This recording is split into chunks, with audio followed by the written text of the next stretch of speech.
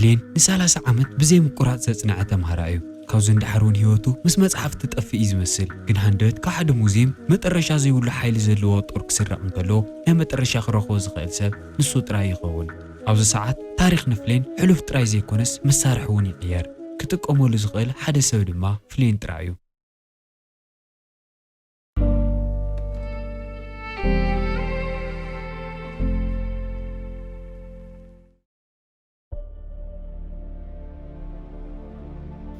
فيلمنا جمر فلين استوى مسديو زنبر تمهراينا رأينايو فلين تمرتن يونيفرستن بطعم سلازبوتي كل جزء يزوا نيرو أفكاريت كنا عرقت دما يولون حنساب يونيفرست قاعدتن كله مصنع مش جمرة 3 عمود أخيلني كن حجون مصنع يقارتن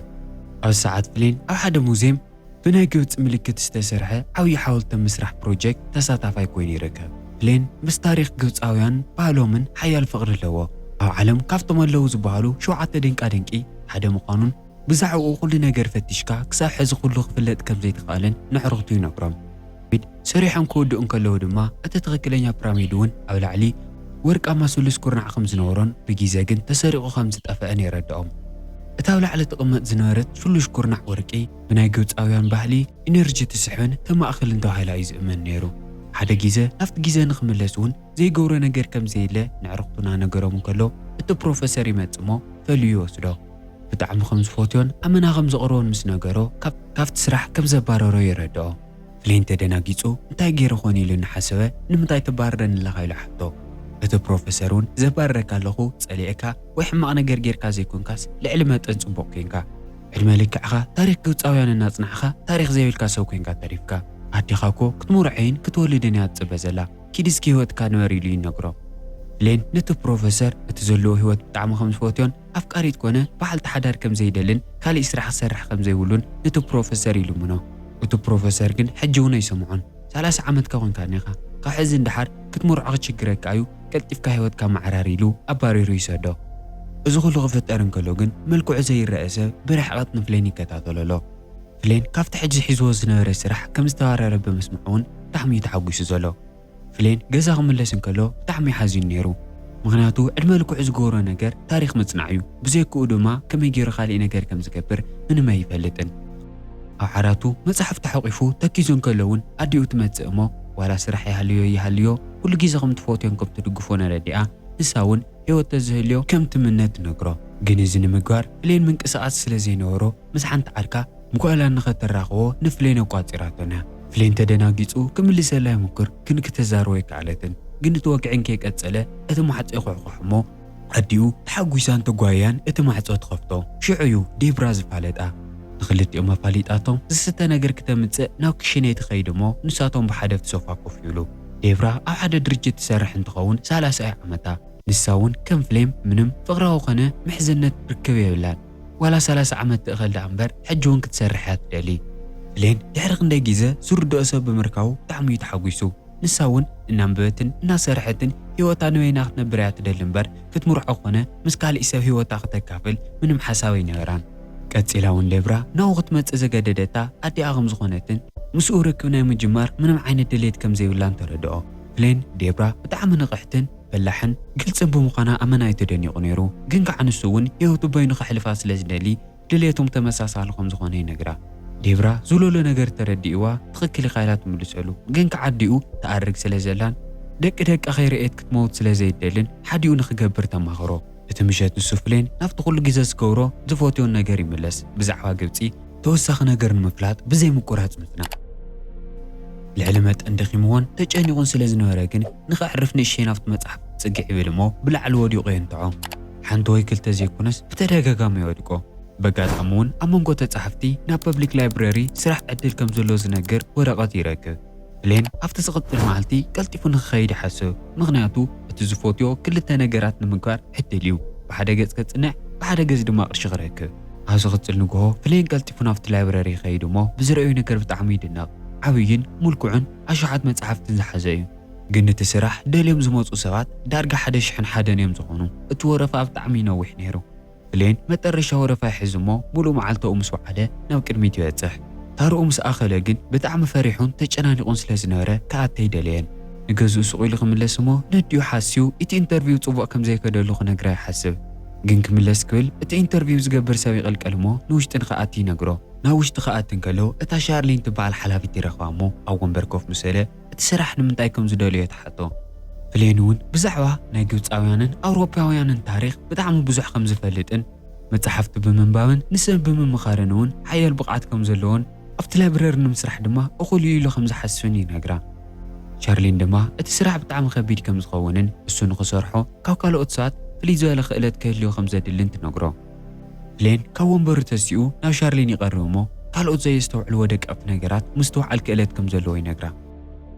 ኣብ ገጻ ዝነበሩ ውቃዓት እናረአየ እውን ከመይላ ከም ዝተወቅዐቶምን ማሰዓት ከም ዝቆሰለቶምን ብደንብ ገይሩ ስለ ዝገመተ ንሻርሊን የደንቃ ሽዑ ድማ ብድሕሪት ጀስትን ይመጽእ ጀስትን ዋና ሓላፍቲ ላይብረሪን ንፍሌን ብምስጢር ዝከታተሎ ነበረ ሰብኣይን እዩ ፍሌን ድማ እቲ ስራሕ ንዕኡ ከም ዝተዋህበን ንነዊሕ ግዜ ይከታተሎ ከም ዝጸንሐን እቲ ስራሕ እሱ ክሰርሖ ዝኽእል ናይ መጨረሻ ሰብ ንሱ ጥራይ ምዃኑን ይነግሮ ጀስትን ንፍሌን ኣብቲ ላይብረሪ ምስኡ ንክንቀሳቀስ ይነግሮ እሞ ስርሑ ታራ ከም ዘይኸውንን ልዕሊ ማንም ዝኸበደ ሓላፍነት ከም ዝወሃቦን ይነግሮ ኣብ ዓለም ብህላዮም እኳ ዝተረስዑ ቅርሳቅርሲ ሓላይን ንኦም ተኸላኸላይን ከም ዝኸውን ይነግሮ ጀስትን ንፍሌን ኩላቶም እቶም ቅርሳቅርሲ ሓደ ብሓደ ምስ ረአዮ ናቶም ሓላፍነት ዝወስድን ዝከላኸለሎምን ንሱ ምዃኑ ይፍለጦ ኣብ መንጎቶም ቅርሳቅርሲ ሓደ በሊሕን ገጅፍን ካራ ኣብ እምኒ ተቐርቂሩ ይርከብ እታ ካራ ብጣዕሚ ፍሉይ ሓይሊ ዘለዋ እንትትኸውን ክመስታ ዝኽእል ግን ደፋርን ንጹህ ልቢ ዘለዎን ሰብ ጥራሕ እዩ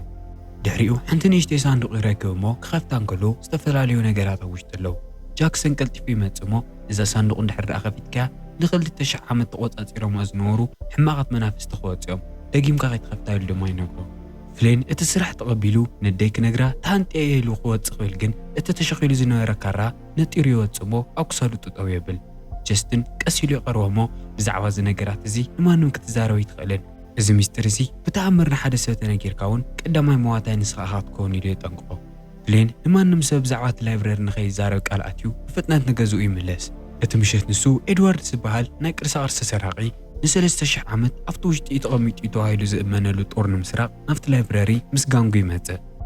ኣብ መንገዲ ዝፅንሕዎም ጋርድታትን ጀስትንን ድማ ወቂዖም ሆኖም የስሕትዎም ኣብቲ ዝቕፅል መዓልቲ ፍሌን ናብቲ ላይብረሪ ክመጽእ እንከሎ ጀስትን ኣብ መሬት ደቂሱ ክሪኦ እንከሎ ብጣዕሚ ይድንገጽ በቲ ካሜራ ዝተቐረጸ ቪድዮ ክሪኦ እንከሎ እውን እቲ ጦር ዝሰረቀ ኤድዋርድ ምንባሩ ይረጋገጽ ከምዚ ኢሉ እውን ፍሌን ናይ መጀመርያ ልኡኽቱ ይወሃቦ እታ ዝተሰረቀት ጦር ብምስጥር ንማንም ሰብ ከይፍለጠ ሒዙ ናብቲ ላይብረሪ ንክመልሳ እታ ጦር ካብ 3 ክፋላት ከም ትስራሕን እቲ ሓንቲ ክፋል ካብቲ ላይብረሪ ከም ዝተሰረቀትን እተን ዝተረፋ 2 ክፋላት ግን ኣበይ ከም ዘለዋ ከም ዘይፍለጣ ወሲኹ ንፍሌን ይነግሮ ግን ሕጂ እታ ካብ ላይብረሪ ዝተሰረቀት ካብ ኤድዋርድ ክመልሳ ስለ ዘይኽእል እተን 2 ኣበይ ከም ዘለዋ ዘይፍለጣ ክፋላት ኣሊሽካ ምምጻእ ይኾን ስርሑ ኣብ ኣየር ክስቀል እንከሎ ሓንቲ ብጣዕሚ ቆንጆ ጓል ይርኢ ክፋለጥ ኣይምኩር ግን ንሳ ምንም ድሌት ኣይነበራን ብዙሕ ከይጸንሕ ግን ሓደ ሚስጥራዊ ሰብኣይ ይጥቅዖ ሓኒቕዎ እንከሎ እውን ኣብ ኢዱ ናይ ተመን ስእሊ ከም ዝተወቀጠ ይርኢ ግን እቲ ወዲ ጥራይ ዘይኮነስ ብዙሓት ኣብቲ ኣየር ነበሩ ምስኦም ሰርሑ ነይሮም ግን ከየጥቅዕዎ ሓንቲ ጓል ትመጽእ እሞ ሃንደበት ንኹላቶም መጥቂዓ ንፍሌን ሒዛቶ ተምልጥ ግን ኣብ ሓንቲ ኣየር ኮንካ ምምላጥ መንገዲ ሓንቲ ጥራሕ እያ ነይራ ፓራሹት ጌርካ ካብቲ ኣየር ዘሊልካ ምውፃእ ፍሌን ዋላ ድሌት ይንበሮ ኣገዲዳ ተንጥሮ እሞ ኣብ ዘይፍለጥ ቦታ ኣብ ማእኸል ጫካ ይዓርፉ ሽማ ኒኮል ምዃኑ ትነግሮ እሞ ንኡ ክትሕሊ ዝተለኣኸት ቦዲጋርድ ምዃናን ዘለኣኸ ጀስትን ምዃኑን ነጊራ ክረጋጋዕ ትነግሮ ንሱ ፍልጠቱ ተጠቒሙ ነተን 2 ክፋላት ጦር እንትእልሽ ንሳ ጉልበታ ተጠቒማ ካብ ኩሉ ዝገጥሞም ነገር ከም ትሕልየሉ ድማ ቃል ተኣትየሉ ፍሌን ናብ ሓንቲ ነዋሕ ኦም ይድይብ እሞ ፍልጠቱን ናይ ጂኦግራፊ ዘለዎ ክእለትን ተጠቒሙ ኣበይ ክፋል ዓለም ከም ዘለዉ ምርግጋጽ ይኽእል ሙሉእቲ መዓልቲ ንሱ እውን ምስ ኒኮል ኮይኖም እቲ ጦር ኣለዎ ብዝተባሃለ ኣንፈት እናተጓዓዙ ክዓርፍሉ ዝኽእሉ ቦታ የእልሹ ኣብ መንገዶም እውን ኣብ እግሪ ሓደ ሩባ ዝተሰርሐ ዓብዪ ድልድል ይረኽቡ ግን እዚ ድልድል ብጣዕሚ ኣሬጉን ቆንቂኑን እኒሄ ተሸጊሮምሉ እውን ኣብ ዝኾነት ሰከንድ ክበርስ ይኽእል እዩ ግን ከዓ ምንም ካልእ መማረፂ ስለ ዘይነበረ ድፍረቶም ኣኪቦም ጉዕዞኦም ይጅምሩ ግን ኣብ መንጎ ፍሌን ጸዲፉ ንውሽጢ ኣቶሞ ኒኮሎ ትኽክለኛ ሰዓት መጽያ ብኢዱ ሒዛ ትስሕቦ ኒኮሎ ምሰድ ሓነቶ ኣብቲ ጫካ ጉዕዞኦም ይቕጽሉ እሞ ንዝተወሰኑ ሰዓታት ምስ ተጓዓዙ ስለ ዝጸልሞቶም ሓወ ቃጺሎም ክዕርፉ ይመርጹ እቲ ምሸት እናተዘራረቡ ዝበለጸ ክፋለጡ እንከለውን ፍሌን ኒኮል ብጣዕሚ ናፍቀራ ከም ዝመጽእ ነበረ ግልጺ እዩ ነይሩ ንኽንቀሳቐስ ኢሉ ተሲኡ ካብቲ ሓዊ ርሕቕ ኢሉ እንትኸድን እውን እቶም ኣብ ኢዶም ናይ ተመን ውቃጦ ዘለዎም ሰባት ካብኦም ርሕቕ ኢሎም ካምፕ ሰሪሖም ከም ዘለዎ የስተውዕል ብፍጥነት ተመሊሱ ንኒኮል ንኸይክሸፉ ተሓዊ ተጥፎ ይነግራ እሞ ኣጥፊኦም እናውግዑን ከለዉ ባዶውን ዝበሃሉ ዓሌት መፂኦም ረኺቦም ናብ ቁሸቶም ይወስድዎም። እቶም ዓሌት ክልተ ዘይፍለጡ ሰባት ናብ ግዝኣቶም ብምእታዮም ምንም ደስ የበሎምን። ግን ቋንቋኦም ፍሌን ንዓመታት ዘጽንዖ ነበረን ዝዛረቦም ኮይኑ ይጸንሕ እሞ ብቋንቋኦም እንተውግዖም ሓላፊኦም ብጣዕሚ ይድነቕ። ኣባል ስድርኡ ገይሩ ድማ መዓሌቱ ማዕሪ ኮይኖም ንኽነብሩ ይፈቕደሎም። ዝቕጽል ንግሆ ኒኮል ካብ ደቃሳ ክትስእን ከላ ፍሌን ኣብ ቀረባ ስለ ዘይርአቶ ብጣዕሚ ትጭነቕ። ካብቲ ዝደቀሰ ህልጉጆ ብፍጥነት ትወፅእ እሞ ብኹሉ ገጽ ንፍሌን ትእልሾ። ምስ ናይቶም ዓሌት ቆልዑት እናተጫወታ ክጸንሐን ከለውን ብጣዕሚ ሰሓባይ ወዲ ኮይኑ ይረአያ። ግን እቲ ጥዑምን ጽቡቕን ግዜ ነዊሕ ይጸንሐን። ምክንያቱ እቶም ኣብ ኢዶም ናይ ተመን ውቃጡ ዘለዎም ጋንግስተራት እውን ናብቲ ቁሸት መፅዮም ነይሮም። ኒኮል መጀመርያ ትሪኦም እሞ ንፍሌን ጎቲታቶ ካብታ ቁሸት እናጎዩ ይወፁ። ክሕዝዎም ንእሽተይ ምስ ቀሪዮም ግን ካብ ሓደ ገደል ይጸድፉ እሞ ናብ ሓደ ሩባ ኣትዮም ይድሕኑ። በጋጣሚ ካብቲ ውሕጅ ክወፁ እንከለዉ ሓደ በዓቲ ይረኽቡ። ፍሌን ኣብቲ ውሽጢ በዓቲ ሓንቲ ክፋል ናይታ ጦር ዝረኽቡ ኮይኑ ስለ ዝተሰምዖ ንኽኸፍቶ እናጎየ ናብቲ ኣፍ ደገ ይኸይድ። ፍሌን ኣብቲ ኣፍ ደገ ዝነበሩ ዝተወሰኑ ፓተርናት ፈቲሑ ዝኾኑ እምነታት ምስ ፀቐጠ ብትሕቲኦም ጉድጓድ ይፍጠር እሞ ኣብቲ ውሽጢ በዓቲ እትዮም። ኣብቲ ክፍሊ ንሱ ብድሕሪቶም ዝንቀሳቐስ ዝደፍኦም መንደቕ እኒአ፣ ብቕድሚቶም ድማ ኣእሻኽ ዘለዎ ጉድጓድ። ድሕሪ ደኣ ቀልጢፎም ካብቲ ቦታ ዘይወፂኦም ወይ ነቲ መንደቕ ጠጠው ዘየቢሎሞ ናብቲ በላሕቲ እሾኽ ፀዲፎም እዮም ክመቱ። ፍሌን ብዛዕባ እቲ ቦታ ንምጽናዕ መጽሓፍ የውፅእ እሞ ቁሩቴ ምስ ኣንበበ ንኒኮል ኢዱ ንኽትሕዞ ሓቲቱ ናብቲ ጉድጓድ ይነጥር። ግን ብዝገርም ኩነታት ንመፈራርሒ ዝተገበረ ጉድጓድ እምበር ዘይርአ መንደቕ ነገር እኒአዎ። ግን ቢትሮ እኒኢሉ እናጎዩ ሓለፉን። ተጠንቂቖም ይሸግሩ እሞ ናብቲ ካልኣይ መሰናኸሊ ይበጽሑ። ብዙሕ ከይጸንሑ ድማ እታ ካልኣይቲ ክፋል እታ ጦር ይረኽብዋ። ፍሌን ንመጀመርያ ግዜ ኣብ ህይወቱ ዓብዪ ነገር ስለ ዝገበረ ብጣዕሚ ተሓጒሱ ነይሩ። ነታ ጦር እናገላበጠ እናርኣያ እውን ካብቲ በዓቲ ክወፅእ እንከሎ እቶም ንነዊሕ ግዜ ዝስዕቦም ነበሩ ጋንግስተራት ኣብ ደገና ተጸበይዎም ይጸንሑ። ካብቶም ጋንግስተራት ሓንቲ ዳና ትበሃል ኬዳታ ጦር ትቕበሎ እሞ ንነዊሕ ግዜ ትከታተሎ ከም ዝነበረትን ማዕርግ ናይ በሊሕን ፈላጥን ምዃኑ የደነቓ ከም ዝነበረን ትነግሮ። ሒዞሞም ናብ ካምፖም ይምለሱ እሞ እቲ መራሒኦም ኤድዋርድ ምዃኑ ምስ ረአየት ኒኮል ብጣዕሚ ትደንግጽ። ምክንያቱ ኤድዋርድ ካብቶም ናይቲ ላይብረሪ ሓለውቲ ሓደ እዩ ነይሩ። ግን ሓደ ግዜ ሓደ ናይ ቅርሲ ስራሕ ንኸምፅእ ናብ ዝኾነ በዓቲ ኣትዩ ሞይቱ ተባሂሉ ዝሕሰብ ነይሩ። ኣብዚ ብሂወት ክትሪኦ ከላ እውን ብጣዕሚ ትግረም። ኤድዋርድ እውን ሞተይ ዘምሰልኩ ናይ ባዕለይ ስራሕ ንምጅማርን ንዞም ጋንግ እዚኦም ንምጥያሽን እዩ። ዘይርውሑ ቅርሳ ቅርሲ እናሓለኹ ዕድመ ለክዐይ ዘጥፍእ እንታይ እቲ ኢሉ ይምልሰላ። ኒኮል ብጥልሞቱ ብጣዕሚ ሓሪቓ ክትቀትሎ ትሙክር። ኣምድሩ ግን ነቶም ጋንጉ ንኽቐትልዋ ኣይነግሮም እሞ ፍሌን ሞንጎ ኣትዩ ድሕር ዳኣ ዘይቀቲልካና እታ ሳልሰይቲ ክፋል እታ ጦር ንኽትረኽባ ክሕግዘካ የብሎ። ኤድዋርድ እውን ፈቓደኛ ይኸውን። ግን እንድሕር ዳኣ እታ ጦር ዘይረኸብኩምዋን ክትሽውድን ሞኪርኩምን ንኹላትኩም የቐትለኩም ኢሉ የፍራርሖም። ከምዚ ኢሎም ናብ ናይ ኤድዋርድ ሄሊኮፕተር ይስቀሉ እሞ ናብ ናይ ኣውሮፓ በበረድ ዝተሸፈኑ እምባታት ይኸዱ። ኣብኡ እውን እንከይዕረፉ እታ ሳልሰይቲ ክፋል ኣለታ ትበሃል ቦታ ንምእላሽ ጉዕዞኦም ይጅምሩ። ግን እንከይረአዮ ብሓደ ገደል ይጸድፍ እሞ ፍሌን ንኽመውት ንእሽተይ ዝቐረየቶ ሰከንድ ኒኮል ብገመድ ኣሲራቶ ስለ ዝጸንሐት እናጎተተ ተውፅያ ህይወቱ ተድሕነሉ። ኣብቲ እምባ ዝተወሰኑ ሰዓታት ምስ ተጓዓዙ ግን ኤድዋርድ ዓቕሊ ወዲኡን ተናዲዱን ስለ ዝነበረ ንፍሌንን ኒኮልን ክቐትሎም ይዳለ። ግን ሃንደበት ብድሕሪቶም እታ ዘእልሽዋ ዝነበሩ በዓቲ ብርሕቐት የማዕዲዋ። ናብኡ ክኸዱ እንከለውን ብዙሓት ፈለስትን ናይ ማርሻል ኣርት ሰብ ሞያን ይጸንሕዎም።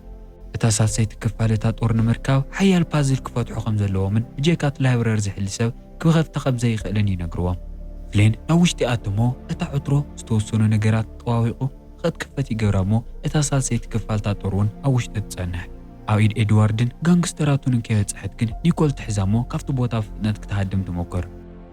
ናይ ኤድዋርድ ጋንግስተራት ምስቶም መፈለስቲ ሓያል ባእሲ ጀሚሮም ስለ ዝነበሩ ንፍሌንና ኒኮል ዝኸውን ግዜ ይረኸቡን። ሰንኪዚ ፍሌንና ኤድዋርድ ካብቲ ከተማ ርሒቖም ይኸዱ እሞ ሰላማዊ ለይቲ ንመጀመርያ ግዜ ይሓድሩ። ግን እቲ ዝቕጽል ንግሆ ካብ ድቃሱ ክነቅሕ እንከሎ እታ ሳልሰይቲ ክፋል እታ ጦር ኮነ ኒኮል ክሪኦም ኣይከኣለን። ናብ ጀስተን ደው ኢሉ ድማ ኩሉ ዘጋጠሞም ነገርን ሕጂ ኤድዋርድ ሰለስቲአን ክፋላት እታ ጦር ከም ዘለዎን ይነግሮ። ግን እንድሕር ዳኣ እታ ጦር ብሙሉእ ሓይላ ክትጥቀመላ ኮይንካ ኣብ ሓደ ፒራሚድ ኢኻ ክትገጣጠማ ዘለካ። ንግብፂ ምኻድ ጽቡቕ መማረፂ ስለ ዘይነበረ እውን እታ ሙዝየም ዘላ ባዕሉ ዝሰርሓ ፒራሚድ ክጥቀም ናብኡ ከም ዝኸይድ ይጠራጠር እሞ ኣብኡ ከይዱ ይጽበዮ። ምስ ጀስትን ኮይኖም ተሓቢኦም እናተጸበዩ ከለዉ እውን ከምቲ ዝሓሰብዎ ኤድዋርድ ነተን ሰለስተ ክፋላት እታ ጦርን ክቐትላ ዳልይዋ ዝነበረት ኒኮልን ሒዙ ይመጽእ። ሓሳቡ ተሳኺዑሉ እታ ጦር ብዝተሳኽዐ መንገዲ ሓንቲ ትኸውን እሞ ሓያል ሓይሊ ይስምዖ። ዝሰርሕ ድያላታይ ንምርግጋጽ እውን ኣምፂኡ ንሓደ ጋርዲ ይወግኦ እሞ ናይቲ ካራ ዝተወግአ ኩሉ መንፈሳዊ ሓይሊ ድማ በታ ጦር ኣቢሉ ናብ ኤድዋርድ ይሸገር። ድሕሪኡ ንኒኮል ክቐትላ እናተዳለየ እንከሎ ፍሌን ትኽክለኛ ሰዓት የድሕና እሞ ካብቲ ፒራሚድ ብሓደ ከምልጡ ይምክሩ። መምለጢ ስለ ዘይነበረ ጀስትን ምስኣቶም ንኽበኣስ ይሓድጎም። ኒኮል ድማ ምስ ዳና ትገጥም ንሱ ድማ እታ ጦር ካብ ኤድዋርድ መንጢሉ ንምምላስ ናብ ውሽጢ ተመሊሱ ይኣቲ ጀስትን ምስቶም ገርድታት ነዊሕ ግዜ እናተዋሰ ድሕሪ ምጽናሕ መጠረሹ ይስዕሮም ኒኮል እውን ንዶና ብደንቢ ጌራ ትቐጥቅጣ እሞ ኣብ መሬት ወዲቓ ንፍሌን ስለ ዝጠሞትዮ ልዕሊ መጠነ ጸሊእ ኪላ ትነግራ ምክንያቱ ንሳ እውን ብጣዕሚ እያ ትፈትዮ ነይራ በቲ ወገን ፍሌን ንኤድዋርድ ክበኣሶን ከሎ እታ ጦር ኢዱ ስለ ዘይነበረት ብጣዕሚ ተቸጊሩ ነይሩ ግን ከዓ እቲ ፒራሚድ ንሱ ባዕሉ ስለ ዝሰርሖ ብምስጢር ተቐሚጦም ዝነበሩ መፈንጠራት ተጠቒሙ ንኤድዋርድ ይስዕሮ እታ ጦር ተቐቢልዋ እውን ሒዝዋ ናብቲ ላይብረሪ ይምለስ ሻርሊን እውን እታ ጦር ምልእቲ ክፋል ገይሩ ናብቲ ላይብረሪ ሒዝዋ ስለ ዝተመለሰ ብፍልጠቱን ክእለቱን ብጣዕሚ ትድነቕ እሞ ስእሉ ኣብ መንጎቶም ንኣማይት ዓመታት ነቲ ላይብረሪ እናሓለዩ ዝፀንሑ ፍሉጣት ሰባት ዝሰቕለሉ ድሕሪ 3 ወርሒ ኣብ ሓደ ካፌ ፍሌን ምስ ኣዲኡ እናተዛረበ ንሪኦ ንኒኮል ብጣዕሚ ከም ዝፎትያን ሓደ መዓልቲ ኣምፂኡ ከም ዘፋልጣን ድማ ይነግራ ኣዲኡ ብጣዕሚ እያ ተናዲዳ ነይራ ምክንያቱ ንዕኡ ክተመርዕዮን ክተፋልጦን ሓሲባ ነበረት 3 ጓላት ናብቲ ካፌ ሒዛ መፅያ ኣላ ግን ዘረኦም ከይወድኡ ኒኮል ናብቲ ቦታ ብሞተር ትመጽእ እሞ ነዲኡ ምስ ተፋለጠታ ሓድሽ ልኡኽቶ ከም ዘለዎምን ቀልጢፎም ክኸዱ ከም ዘለዎን ነጊራ ተወስዶ ቅድሚኡ ግን ፍሌን ነዲኡ ይሰናበታ እሞ ናብታ ኒኮል ሒዛታ ዝመፀት ሞተር ተሰቒሉ ብሓደ እናኸዱ እናረኣናዮም ፊልምና ይውዳእ ፈቲኹም ሞትኩም ተስፋ ይገብር ንቻናልና ሓደሽቲ ኮይንኩም ሳብስክራይብ እዚ ቪድዮ ድማ ላይክ ኢልኩም ምሕላፍ ከይትርስዑ ደጊምና ክሳብ ንራኸብ ሰናይ